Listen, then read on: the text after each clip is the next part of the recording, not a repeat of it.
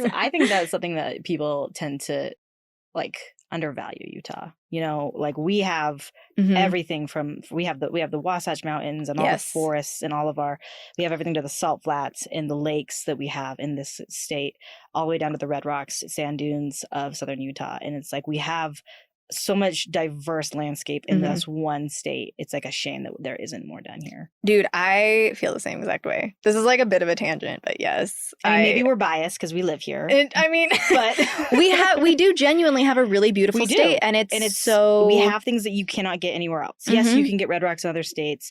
You can't get the salt flats anywhere. Yes, you can get the green forest in other states, but like where's somewhere you can get all of it? Yeah, exactly. Yeah, so, how do you feel about like the nature of the Utah film community? No, for sure. To build off of that, so when I joined, you know, I was my first job with Nick and Preston. And it's funny because I still work with Nick and Preston to this day. You know, and I still grow and learn a lot from them every day, and just like they do in their own positions. And it's funny because like every time I feel like I've met everyone, you know, there is someone else, there's always someone new or someone that you haven't worked with. But for the most part, a lot of people I know of, you know, if even if you haven't worked with them, you've heard of them, you know.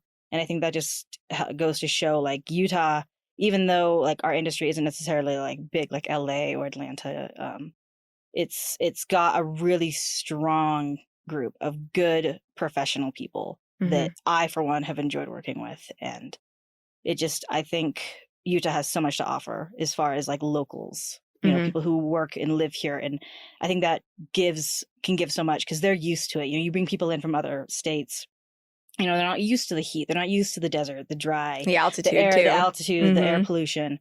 I worked a job that we were outside every single day. It was like 4 a.m. calls. We worked in the sun all summer. And it was excruciating. All the LA people were dropping like flies, getting sun sickness, and all the handful of locals that had gotten hired, you know, they were all prepared. They all had their sun hats and their sunscreen. And you know, it's little things like that. Like it wasn't, you know, they had like equipment that was used to rough terrain and off-roading, and just little things like that just make a big difference, I think. But I think in general, Utah's got so much to offer as far as crew and just like the different companies that offer equipment rentals and like outsourcing trailers or anything like that. Anything that you need, like Utah has something for it, which is great. I agree with that. I think, like you said, I think we're really, really biased, but I think we are. Yes. I genuinely feel like Utah, and we don't have any humidity.